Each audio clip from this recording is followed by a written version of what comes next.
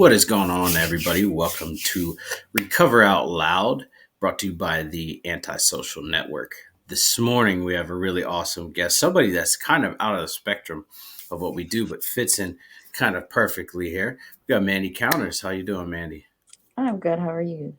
I'm doing great. Super hectic morning, but super excited to have everything kind of just fit in to the wild schedule. Yeah. Yeah. So Mandi is a doctor and a podcaster, and I figured that we'd have her on today and talk about a little bit about the podcast, a little bit about her experience as a doctor and what she's learned along the way.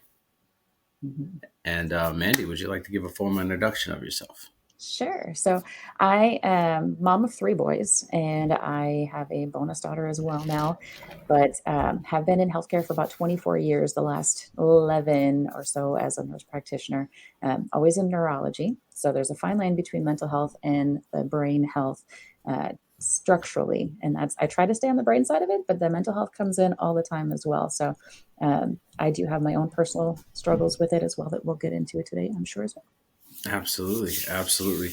And I was a guest on Mandy's show, and my episode will be airing a little bit later on, but Yeah. figured get her on and share her experience.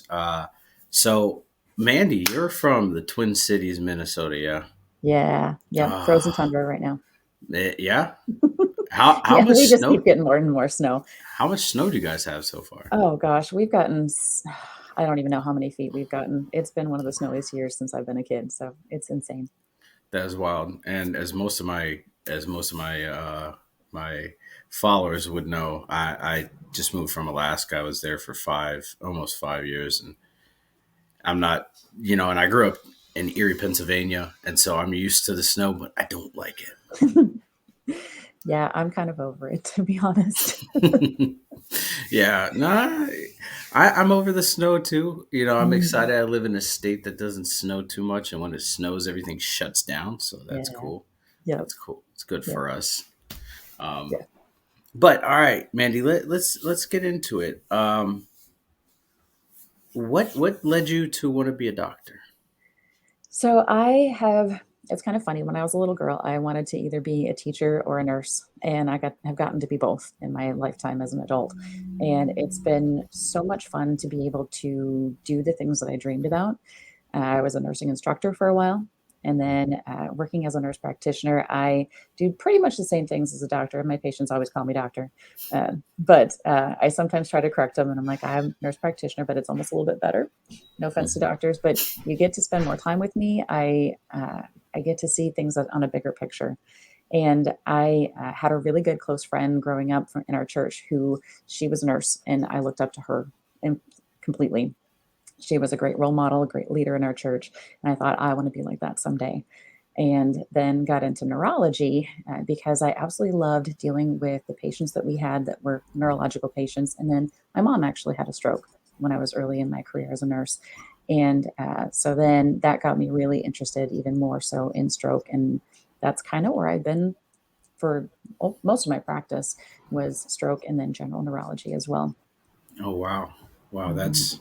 that's wild. And first off, I want to say thank you, for everything that you do, because I don't think that people in the practitioner world actually get enough credit for what they do. Thanks. It is often a thankless job. I do appreciate when I get the thanks. It makes my job all the more worthwhile. But I absolutely love what I do. It's a passion, and I can't see myself doing anything else other than being what I am. So Yeah, absolutely. What about the brain and the way the brain functions kind of like intrigued you and kind of you were like, all right, I'm gonna step into this field. What got you there? I think it's the fact that no two people are the same. So no two strokes are the same. If you have two patients that have a stroke in the exact same part of the brain, they are not going to respond the same because our wiring is all different. And we always say that we're all wired differently, but we really are. There's structurally, emotionally, hormonally, we are all different people on the inside. But it's just it's neat to be able to take care of people and see how they recover and how resilient they can be.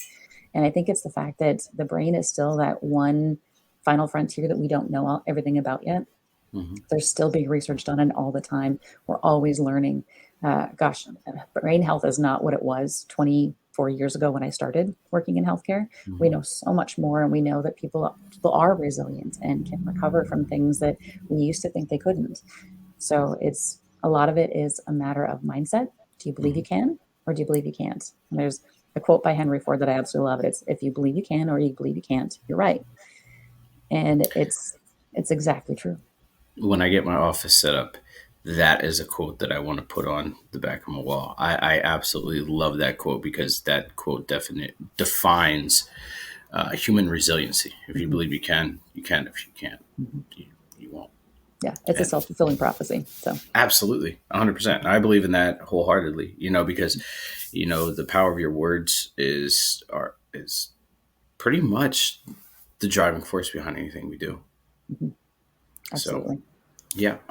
So being a nurse practitioner and working in neurology, what are some of the more common things that you've come across when it comes to the brain?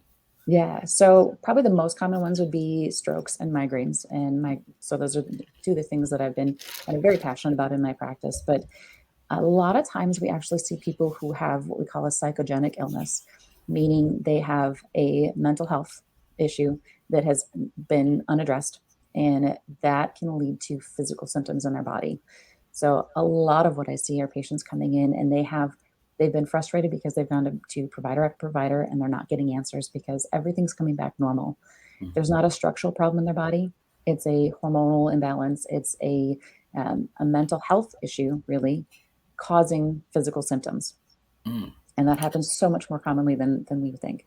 So mental health can have an effect on the structure of the brain. It can. Yeah. We can see changes in hormonal issues. So, literally, but we have several different hormones in our brain that run our body on a regular basis.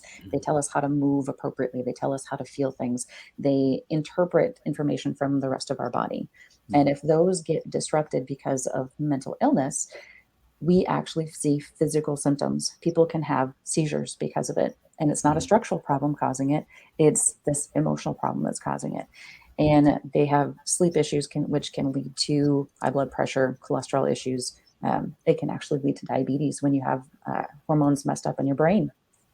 And all of that can lead to strokes. It can lead to other just unexplained physical symptoms that we can trace back to stress and emotional response. Mm. So, like, let's just say for instance, a stroke. Mhm. What would the brain look like like while it's going through a stroke? If you could explain that. Yeah. So while it's happening, and oftentimes patients will come in the emergency room and we try to get imaging as it's happening. Really, the only thing that can catch it while it's happening it is an MRI. The first test we always do is a CT. So people always think, oh, if it's negative, we're fine. But it takes about 24 hours for things to show up on a CT scan. Mhm. But if we were to look at the vessels, we can potentially see blocked vessels. So there are two main types of strokes. One's a hemorrhage, one's a blockage. And when that blockage happens, we can actually sometimes see it on that CT. So it shows up bright white because there's a clot in a vessel. And we have treatments that we can do to stop it and reverse it.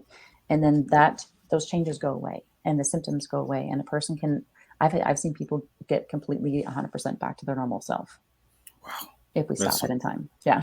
that's amazing. Hmm. That's amazing. I know I suffered from traumatic brain injury, which I shared with you. Yeah. What is like a definition of traumatic brain injury? Because a lot of people say, "Oh, it's just a lot of concussions, or it's a really bad concussion." What would that kind of look like? Yeah. So a traumatic brain injury, TBI, can happen even as simple as hitting your head on a cupboard. So it depends on how hard you hit it. I've actually given myself a concussion before by Did that 2 weeks ago. yeah, I ran into my car door. I was in a hurry to get going, and I opened up my car door really fast, and the corner of the door hit me right square in the forehead. The world went black. Oh, So you can give yourself a concussion in really simple ways. And you can actually end up with a concussion if you hit your chest really hard and your brain still kind of moves around inside your skull, but you don't actually hit your head. So concussions can happen lots of different ways. And early on, we often don't see the changes on the brain unless it happens so hard that there's a bleed on the brain. Mhm. But oftentimes we don't see changes. Over time, if people have multiple concussions, we can actually start seeing these little, what we call small matter changes, small white matter changes on the brain, where you get all these little speckles. And sometimes they're bigger than others. If they're a certain size, then we would actually call them a stroke. People can have strokes after they have TBIs. It increases your risk just because of, again, changes in the hormones in the brain. So after time, we can absolutely see those changes, and even longer. So somebody can have a concussion in their teens playing sports, and in their 60s, 70s, it comes back to haunt them because as we age, all of our brains shrink a little bit. Mhm. And if it shrinks in just the right space where we had that brain injury, it interrupts that electrical circuit in the brain that tells our body what to do, and that can cause seizures. Wow. So even if we can't see the change, we can see it in different ways, such as on an EEG wave when we look at those brain waves. Oh, wow. So I know in the sports world, in the professional wrestling world, I'm a huge professional wrestling fan. They talk a lot about CTE. Uh, I'm not exactly sure what what the difference between CTE is and traumatic brain injury. I have a good idea, but I'm not exactly sure. Would you be able to clarify that? They're pretty much the same, but when we get to the E in there is often edema. So when we talk about brain swelling, and that's when somebody has multiple concussions back to back. So if you have one concussion, your brain needs time to recover. If you have a concussion and you're still trying to recover from that first one, you get a second. So we get call that second impact syndrome a lot too. Mhm. We can actually see severe swelling in the brain that can lead to death. So it's very important when people play contact sports like that of any kind, that if they suffer a concussion, that they do take the time off and recover and let their brain heal. Because if they don't, it can be devastating if they Yeah, go back in and get another one right I away. know that there's a very famous case that happened in the professional wrestling world. Chris Benoit. I don't know if you've heard of him, I heard but the name, but yeah. okay. So essentially, there's a big controversy around his wife and his son uh, died at the hands of somebody else. A lot of people speculated it was him because it was a double murder suicide. Mm, And when they finally were able to do studies on his brain after a while, they found out that his brain had swollen tremendously, and they started doing studies in CTE. So they take concussions very seriously now in professional wrestling and in football, mhm, which is great. mhm. Because our brain, if I'm not wrong, our brain is like our electrical circuit. It keeps us going. Absolutely. It's kind of funny. In all the years I've been in working in neurology, we kind of fight with cardiology a little bit because they always say that the heart's the most important thing, but your heart can be beating, and if your brain stops working, you're not going to survive. So the brain is absolutely there. It tells us who we are, what we are. It tells our body to move. It tells our body to do everything that we need to do. So yeah, it's the most important organ, honestly. Now, now, now, let's kind of flip the script. If the heart stops beating, does the brain keep going? Yes and no. Okay. So, if somebody's heart stops beating for even 5 minutes, it can cause a loss of oxygen to the brain, where we then see what we call anoxic, so lack of oxygen damage to the brain. Mm. And that can be irreversible. And patients can be stuck in a vegetative state essentially because the brain has had lack of oxygen long enough that it's not going to function. And there's no way to kickstart the brain. Mm-mm. Can't like. Absolutely not. No, Well, that's dangerous. we can shock the heart. You can't shock the brain. Yeah, shock the brain. It's gonna, yeah, definitely kill the system. Yeah. Yeah. So being in neurology and Mhm. all that stuff, what do you have any fears as being in neurology? Like if you look at a brain and you're like, oh my goodness, that could happen to Um, me. oh gosh, yeah. As as you go through school initially, you kind of get to be a little bit of a hypochondriac at first because you're like, oh no, every little headache is like, oh, it's my brain tumor. I used to joke when I've had headaches or migraines since I was a teenager, so I used to joke that it was my brain tumor acting up when I had that. It's not actually a joke because I've had several patients who came in with headaches and then we found tumors. So it's not really a joking matter, but that's always my biggest fear, honestly, is um, finding a brain tumor in someone who we didn't even think that was going to happen. And I had Wow. that happen recently to a patient who was just, he ended up being one of my favorite patients, I think, ever. And his Mhm. family was just wonderful. And we did imaging, and he had a mass on his brain. And I couldn't have happened to a nicer person, unfortunately. Mhm. So that's always a fear of mine, is that we're going to find something that's going to be really traumatic. Wow. Wow. Um, what are some of the more common, or sorry, what is a common misconception when it comes to the brain that you've heard around? Um, a lot of times people think that they can't recover from something. And while, yes, there are certain things that we can't recover from, such as if you have a lack of oxygen for too long to your brain, there are a lot of things that you can recover from. And I remember when I first started working, even as a nursing assistant before I was in the position that I am now, I was working on a floor where if somebody had a stroke, we didn't really have much we could do. This was end of 99, early 2000s. We would work with physical therapy, occupational therapy, and hope for the best. And that was about it. We didn't give people a lot of hope. But now I'm seeing patients, and I worked clinic for a long time. I would see patients years after their stroke still getting back things that they thought they would never recover. And after fairly massive head bleeds, too, patients would come back to clinic, and I would almost not know that anything had happened to them because they were so resilient. So it's again, back to that resilience that we talked about at the very beginning.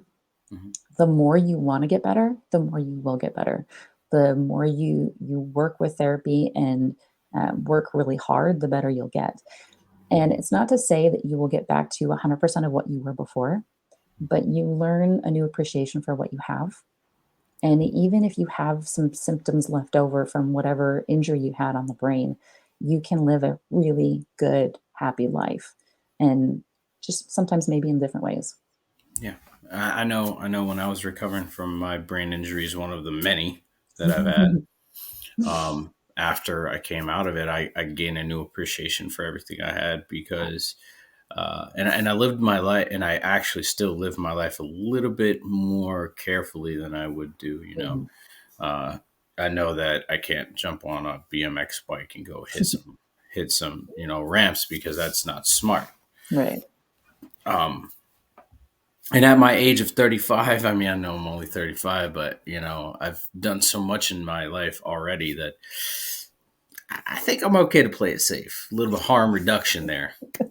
Right. And at some point, that's probably a good thing to do. Yeah. Um, but yeah, I've had patients who they've gone through their illness and their spouse divorced them because that's not what they signed up for. Hmm. And they find a new spouse, and it's a better relationship than what they had before. And they find new hobbies, they find things that they love doing, or they continue on their old hobbies, they find new ways to do it, and they just rock the crap out of it. So it's, you can still live a happy life, sometimes happier afterwards because you have a new lease on life. Absolutely. Absolutely. What are some things that you can do to help heal your brain after you've gone through some of these things, like on your own, with Mhm. outside of a clinic? What are some things that you can do? I call these simple things, but they're not easy. Mhm. So they're things that we should all be doing anyway, but we don't do them until we absolutely have to. So getting good sleep at night, not staying up at all hours and going to bed at 2, 3 o'clock in the morning and then trying to get up at 6 to go to work. Making sure that you get a good 7 to 9 hours is what most adults need. And when your brain is healing, you need a little bit more. So Mhm. going to bed early if you need to, but making sure that you get good sleep at night and staying off electronics as much as possible. So, when somebody has a concussion, one of the things that we tell them is to limit their electronic time or screen time to 2 hours a day. That's what we tell people when they have toddlers because Mhm. their brains are growing. And it's the same thing when your brain's been injured. You need to keep your brain off of the screen time because it's very stimulating to your brain and it overworks your brain, honestly. Screen time includes TV, it includes electronic readers, it includes your phone, any device that you're on that has a blue light. You need Mhm. to really remain off of it as much as you can. Drink plenty of water. Our body is like 80% water. So if we're not drinking enough, we're not going to heal. Our brain needs all that water to work appropriately as well, flush out toxins and get rid of all the things that our body's trying to heal from. Eating healthy Mhm. means Stay away from processed foods because the more processed, the more fake stuff you're putting in your body, the more your brain's not going to be able to heal quite as well. As I drink a coffee. Coffee's not terrible, but I always tell people that for every glass a cup or cup of coffee you have, you should have the same size of water to replenish it because coffee is dehydrating. I never tell people to stop coffee because there are benefits to it as well. There's a lot of antioxidants in coffee, so Yeah. it can actually be helpful, but you need to offset it with the water, so it's okay. Yeah. So simple things. Those are probably the really simple things. There are some supplements that I usually recommend to people for their brain as well, but those are the easy things. I never knew that sleep could help heal your brain. And I guess that's because like a lot of society we're uneducated on healthy sleep Mhm. patterns. Yeah. We have this concept of, oh, let's stay up as late as we can and then work, and that's just not productive. And Yeah. up until very recently, I haven't had a very healthy sleep pattern. And I started getting on a sleep schedule. I'm in bed at the latest by 10 and I'm up 6, 7 in the morning, Mhm. and I feel great throughout my day. And it's weird. I used to be tired because my sleep schedule was off during the day, and now I'm not tired. Mhm. And it's amazing what good night's sleep could do for you. So if you're hearing this, Yeah. sleep. It's Yes. okay. Yeah. Um, yeah, getting that good sleep is so important for your brain health. That's when your brain recovers. So Mhm, when you're sleeping, that's when, especially when you get in those good levels of sleep, your brain recovers, it heals. If you've seen the movie Inside Out, mhm, the kids narrated movie, think about at night when they push the button and all the marbles of the different colors get filed into the brain. mhm. That's what's happening when you're sleeping. So if you don't give your body time to file all of those things, everything's going to be kind of goofed up when you wake up in the morning. It affects your memory, it affects your mood when you're not sleeping well, which that affects your healing ability. So if you are recovering for something, you're not getting good sleep, your brain is not going to heal. All of that stuff is not going to get filed appropriately. Absolutely, absolutely. I know that's one thing I wish I would have taken advantage of when I was going through my recovery is that healthy sleep Mhm. pattern because I didn't set that for myself. I was like, I'll be all right. But in reality, sleep helps heal your brain. Yeah, absolutely. And I was also told, stay away from the electronics. Limit your interaction. I didn't listen. I Yeah, wish I a lot wish I of would people have. don't. Like, what am I supposed to do with all this time? Yep. Yeah. I I have all this time now where I'm not working. Like, what am I supposed to do? But in reality, like, you know, staying away from the electronics or limiting your electronic time can help Yeah. settle your brain because your brain is always active when you're watching TV, when you're on a computer, on your phone, whatever. Yeah. But you know, limiting that interaction is going to help you out a lot. Absolutely. Absolutely. And finally, like the water portion, a lot of people don't realize that water heals your brain, Mhm. and that's because we're adding water into our system, which is helping a whole litany of things, but Yeah. it's also healing your brain. Yeah. It really does. Like I said, our bodies are like 80% water. So if you deprive your body of that water, you're not going to be able to flush out the toxins. So when your brain is trying to heal, it gets rid of all the things that it doesn't need, especially if you're not eating a great diet. All those things build up in your body. And the only way you can get rid of them really well is to flush them out with water.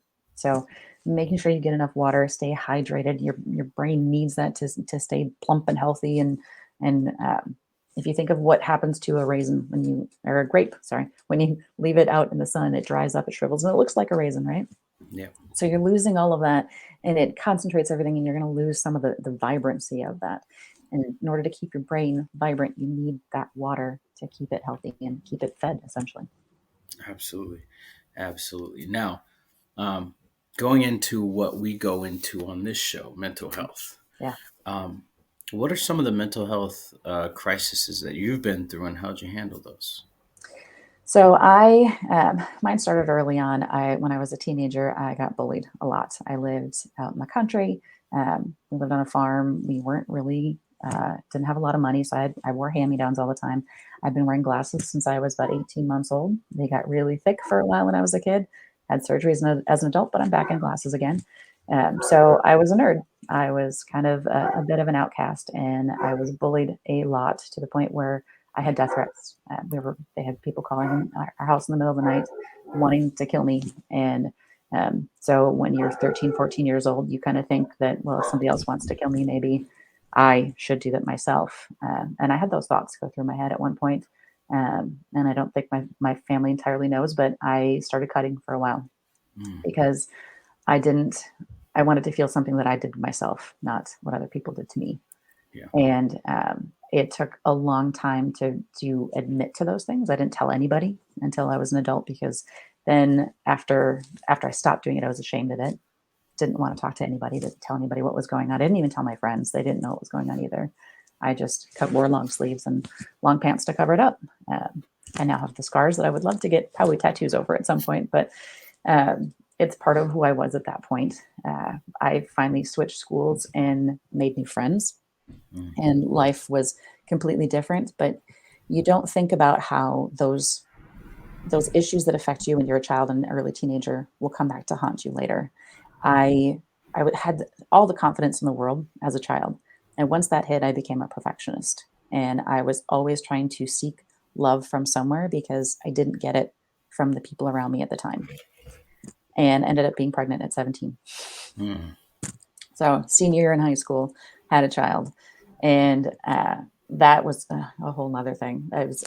I decided that I didn't want to try to share my child, so I was going to marry his father. Bad idea. He was mentally abusive. Only one time that I remember physically abusive, but that was enough. Mhm. And got out of that situation, thankfully, but went into another mentally abusive relationship. And it wasn't until several years ago, in my late 30s, that I finally realized life does not have to be like this. And it was in my late 30s that I got my own therapist to help me deal with the issues and try to not repeat the same bad choices I had made in my life because of those early traumas that happened that really shaped my brain and taught me that I needed to do things a certain way in order to be loved. It took a long time to realize that I am worthy as I am. I am loved as I am, and I don't have to do anything to try to get that from anybody else. I still work with therapy Mhm. because it's a process. It doesn't go away. It's not something that goes away overnight. And even if you can get through it, it's those memories are always there, Yeah. and there are things that will trigger you to go back into those. Um, I realized that I was responding to something as a total child, and I'm like, oh yeah, because it reminded me of that thing that happened when I was 13. So yeah, I went back to that 13-year-old me. So I had to work myself through it again with my therapist, and it's kind of humbling being there, but I've opened up and shared that with a couple of my patients along the way, just Mhm. little bits of it, Yeah. because it helps them realize that they're not alone when they have mental health issues and when they have struggles. And even people who look like they have it all together don't, because there are things behind the scenes that you don't see. Yeah. Absolutely. Yeah, and that's the one thing as a lot of society looks at people in a medical professional Mhm. field, and they say they must, and excuse my language, they must have their shit together. Yeah, Reality, I mean, like we all are kind of struggling together, but some of us are much better at masking it than others. yeah, yeah. I used to call it my Facebook perfect life because when I got divorced the second time, people are like, "Well, what the heck? Everything seems so perfect." Well, yeah, I didn't air my dirty laundry on social media. Everything did look perfect, but behind closed doors, it was a whole different lifestyle than what people saw. Absolutely, absolutely. Yeah, I kind of same thing. You know, I'm in the middle of my third divorce, Yeah, and people are like, "Oh my goodness, it just looks so perfect." I was like, "Yeah, I know, it did." You know, and that's because nobody needs to know. But yeah, um, regardless, those situations that you went through when you're younger, they really kind of, you said it, nailed it right on the head. They shape who you become later on, and how you choose to handle that is how you choose to handle it. I've been in therapy most of my life hmm because just life gets hard, hmm and life happens. And I've been 3 years sober, and I'm working through stuff now. And I thought that at the age of 35, being 3 years sober, I'd be like, got this nailed down. But you know what? Life happens. yeah, Life will hit you at the most unexpected moments. yep, What kind of patterns, or you spoke earlier and you said that there's a fine line between mental health and brain function. yeah. Where is that fine line, and what are some of the commonalities that we see? The fine line is often hidden. So when I deal with patients in neurological settings, especially a lot of it being migraines, a lot of those migraines come from trauma that we've been through. Some of it's genetic. Yes, there are genetic components of it, but a lot of it comes from stresses in our life that we just didn't deal with correctly. And a lot of my patients, I can say we've looked back and tried to talk about what's happened and what triggered them. And almost all of them have some sort of trauma in their past. And I learned this recently from my own interviews on my podcast. There are big T's and little T's in life. And the big T's are the big traumas that we normally think of, losing somebody close to us, for example, or having somebody threaten our life. The little T's are just those little things on a day to day basis. When you have somebody bullying you just a little bit every day, it's not a physical thing, but it's just a mental game. Those they can come back in very unforeseen ways. Yeah. And we don't know the complete extent of them. But I see a lot of people with chronic pain issues, chronic health issues, autoimmune disease that kicks up because of stress. And that's where we get that overlap of the mental health coming into the physical world and causing physical problems. And that's where it gets difficult to treat patients because we're trying to treat something physically when it's a mental health issue that needs to be treated overall. And there are Absolutely. not enough mental health practitioners in the world to deal with it all.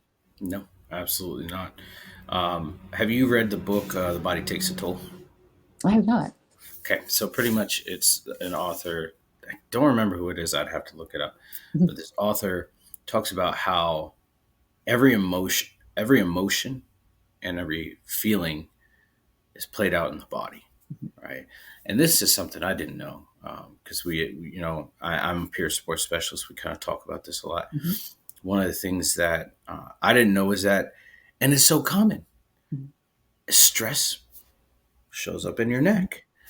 Anger shows up in your back, mhm. and if you don't address those situations, they come from being um, just a lingering pain to a chronic pain Yeah, really quick. So working on your mental health actually helps heal your body too. absolutely. Absolutely. Um, so what what do you think that like a mental health uh, crisis would look like on the brain over time? Like if it's untreated, undiagnosed, and I guess untreated. Yeah. It's a lot of times it doesn't show up as changes that we can see. Hmm. It's all of the internal things like the hormone imbalances. It's when you have chronic stress over time on your body, it can take a toll on your adrenal system. So your kidneys get affected. All your hormones that go through your adrenals get affected. Your thyroid can get thrown off. So people that have chronic issues that end up being thyroid related or kidney related, they end up with diabetes because their kidneys are working overtime trying to deal with all the cortisol, that stress hormone in our body. So that's where we see the physical part of it, where we it's not so much visibly seeing it, but seeing the effects of what it has on the body, those secondary effects. Oh, wow. Yeah, I mean, we don't necessarily, as a society, talk about the secondary effects. Yeah, We kind of just treat it as individual things instead of this is a secondary effect of you're not taking yeah, care of yourself. yeah. Our current medical system is very much in silos. Everything you go to, if you have a heart problem, you go to a cardiologist. If you have problems breathing, you go to a pulmonologist. Everything has their silo per se. But it's all connected. If you look at our body, you can't take away the heart and have everything else work just fine. You can't take away the brain and have everything work just fine. It's all connected. It all affects the other systems. So it's you need to look at the whole picture and see that this stress that you have, this chronic stress, can lead to all sorts of different things, problems with your kidneys, problems with your brain, problems with your hormone levels.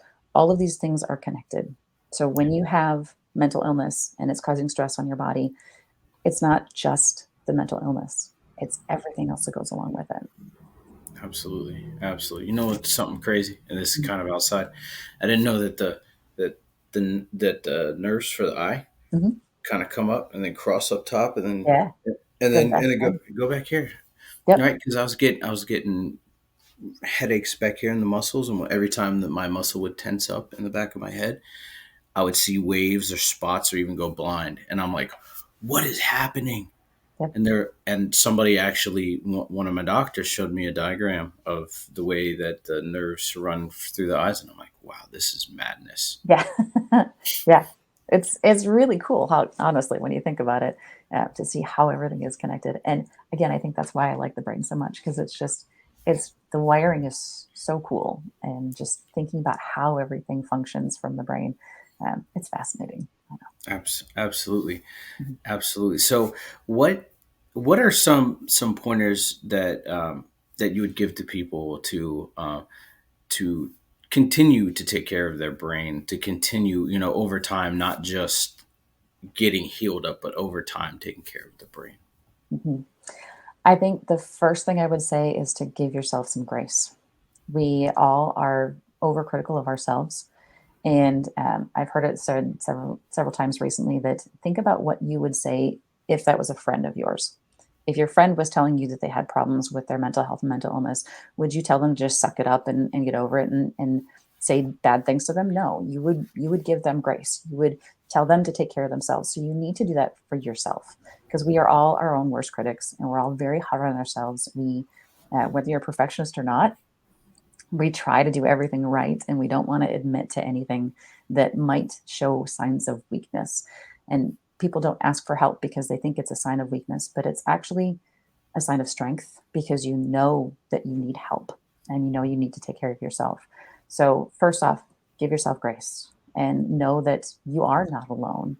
Lots of people go through the same thing that you do, and it's okay. It's natural. It's a part of life, and we need to learn to get through it rather than just try to bury it down. And the second part would be ask for help, because yes, there are some things you can do on your own to try to help yourself out, but at some point that might not be enough. And you need help from somebody else, whether it be a short burst of a medication to help balance out your hormones again, or it's a therapist that you have long term. You need to get that same help, just like you would go to the doctor for a kidney problem or a lung problem, a heart problem, whatever. You need to go to a doctor for a mental health issue. It's the same thing. We need to Absolutely, address it. absolutely, absolutely. Okay, and about your podcast, Yeah. let's talk Yeah. about that. When did you get started? So I started last fall, actually. I'd been thinking about it for a long time. And finally, I was interviewed by somebody else talking about migraines, and just fell in love with the idea of the podcast because it was so much fun. So I decided to start my own, and it's called Brain Wellness, the podcast. And we cover everything and anything related to brain health and wellness. I've had patients, people that have been patients for neurological diseases on my show, and I've had other providers, chiropractors, speech therapists, occupational therapists, other doctors come on the show and talk about their specialty area, or things that they've had come up. And everybody has a story. And regardless of whether you're on the provider side or the patient side, everybody has a story of what interests them and what got them into brain health. And it's every show is my new favorite, because it's a different aspect of brain health, and it just brings out how much we are connected, and how we do all have similar experiences, because there are themes that pop up along the shows that are coming up from different people, different parts of the world. I've interviewed people from the UK, from Canada, from the United States. The other day I interviewed somebody that's in Dubai. It's all around the world, we have shared experiences, and it's really cool to bring that up on the show. Absolutely. Has there ever been a situation where you've just been blown away by something that somebody's told you, whether it's perseverance or a fact that you may not have known? Yeah, absolutely. The perseverance thing comes up so many times. I've had so many people on my show that have been through some crazy serious traumas, and for people with lesser mental strength, they wouldn't have made it through. And instead of taking their life like they thought about doing, they came through it and they help other people now. And it's just phenomenal to see how people take experiences in their lives and turn them around and help other people through the same kind of thing. You being an example. So helping those people that have been through things like you have, and we're put on this earth to help each other, to love each other, not to push each other away. And when we can share our experiences and use those to help other people, it's always a phenomenal thing. And I'll come off of those shows and I walk up to see my family. I do my shows in the basement. So I'll walk up and I'm like, oh my gosh, that was such a cool show. And it lifts me up for the next several days as I think about it, because it's such a really neat experience. Absolutely. Yeah. That's And my nerd out about it. I think it's so beautiful because, the podcasting community as a whole is just so Yeah. beautiful, because you meet some amazing people, like even people outside of your scope of what you do. Yeah.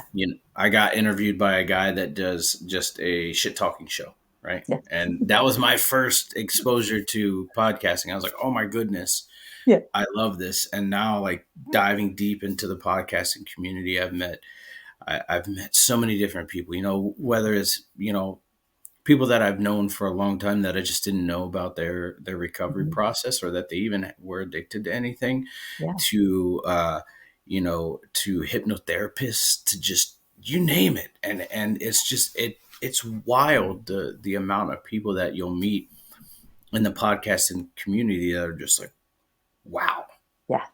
you're awesome. Yeah, agreed. I've been blown away by the interviews, and I don't always know the people before I interview them. I get a little bit of a snippet of what they do, and they describe to me what they do is related to brain health, and then we get on the show, and it's just mind blowing experience. It's so cool. Absolutely. All right, Mandy. So before we go, Mhm. where can we find you? I am all over the place. So All over the place. on TikTok and Instagram, I'm Brain Wellness NP. On Facebook, I have both the podcast, so Brain Wellness, the podcast site, and my Brain Wellness Solutions page, my personal page too, Mandi Counters. But I did just publish a book as well called Migraine, Woo. yeah, Migraine Help from a Unicorn Nurse Practitioner. So there is that. That's linked on all of my social pages as well. Look at you, about to be a New York bestseller. I'm hoping. Hey, let's put that into the universe. Yes, absolutely. All righty, Mandy. I want to thank you for hanging out with me for these 45 minutes. I've had a blast. Thank you. It was a lot of fun. Yeah, absolutely. And I always love learning about something new that I didn't know before. And, Yeah, you definitely taught me some good lessons, some things that I'm going to hold on to. very cool. And so thank you for being an awesome guest. Absolutely. Thanks, Sean. And everybody, thank you for listening in and hanging out with us. It's been an absolute pleasure to talk to Dr. Mandy. We're going to call you Dr. Mandy. That works. All right. And until next time, I hope you guys have a good day. Much love.